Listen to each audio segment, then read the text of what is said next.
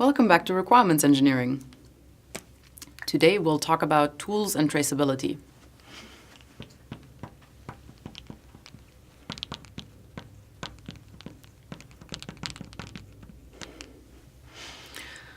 So when you look into companies and how they document requirements, we find a wide range of tools that they use. Pretty recent studies have still shown that many requirements live in PowerPoint slides. That is not the best place to keep them.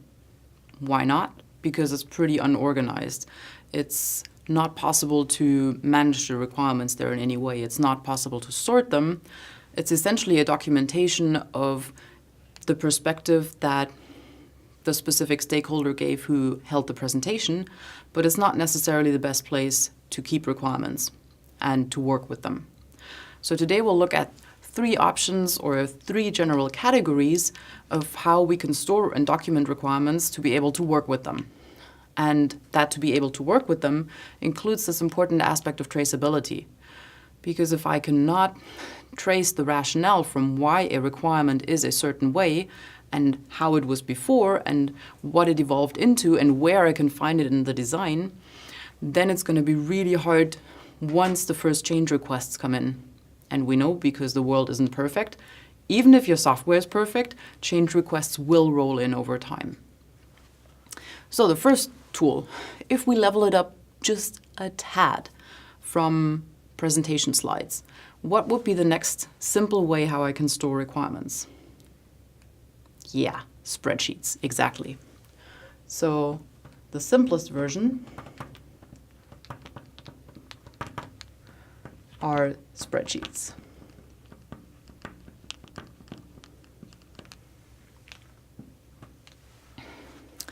That means I have a row number that can serve as the ID for my requirement, and in the columns I can assign different attributes or characteristics to my requirement.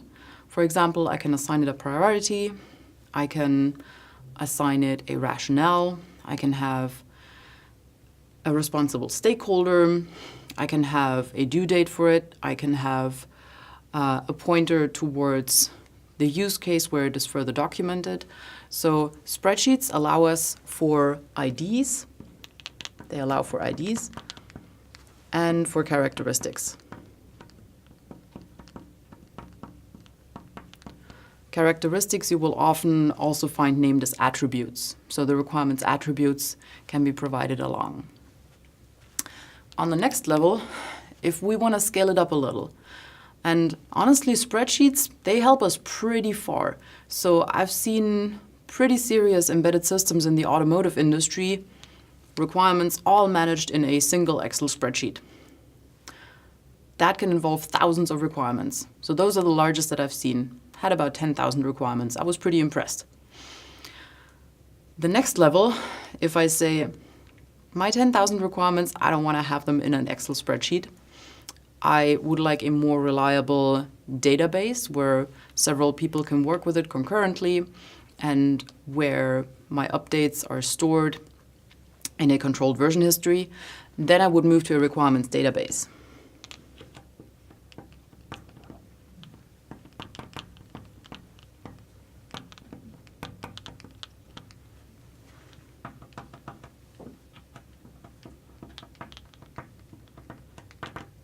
So for more, we'll use a requirements database.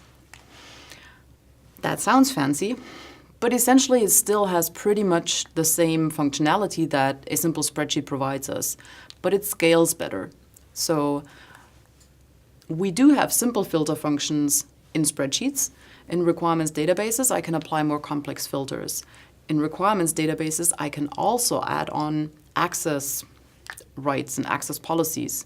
So I can have a certain set of top-level requirements, say the secret business policy behind what we're developing, that is only visible to executive management. And I can have different sets of people who have author rights only on subparts of the specification. So that can make sense in case I have a hybrid system with different components. And I don't want that person from business information systems messing with my robot specifications of the embedded system over here.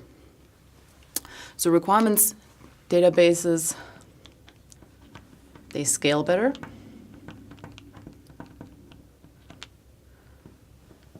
And they can grant access rights.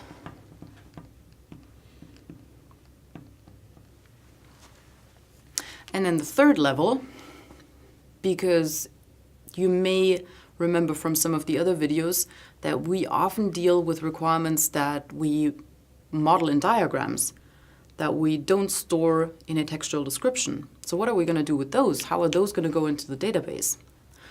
So there's two ways to do that. First of all, most requirements database tools allow for file attachments. Solved. Check. However, if we only add a diagram to this should also go in the list of capabilities. Add file to requirement. If that is a really well-modeled component diagram, then I would like to be able to select the elements in that diagram and trace that to somewhere else. So if I have a subsystem that a use case is talking about, and then I want to look into the component diagram for that same use case, there should be a link provided in between the two. But if I'm in a requirements database where I only have a graphic file as an attachment to the requirement, then that's not possible. And so for that, we have case-based modeling tools.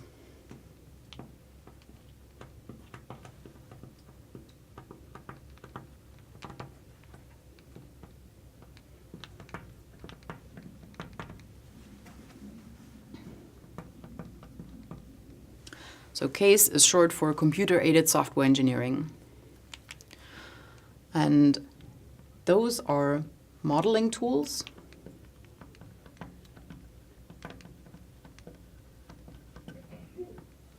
which means they have connected diagrams.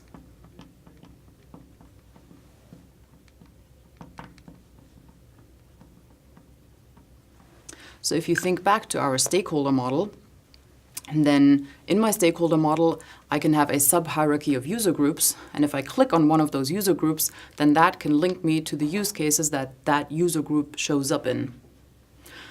And therefore, traceability is very high in the case tools in between the connected diagrams.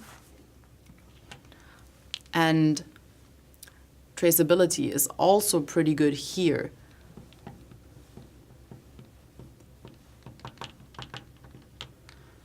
So what we ideally want is a combination of those two. There is currently no single makes everything perfect requirements engineering tool out there that would have both a large requirements database and a great modeling capacity with connected perspectives, but there are developments that are well on the way. I'm not going to recommend a particular tool or product here because I don't want to advertise for one over the other. But there are a couple of articles out there, for example, by IEEE Software, that do provide a tool comparison. So you can look into those and then draw your own conclusions.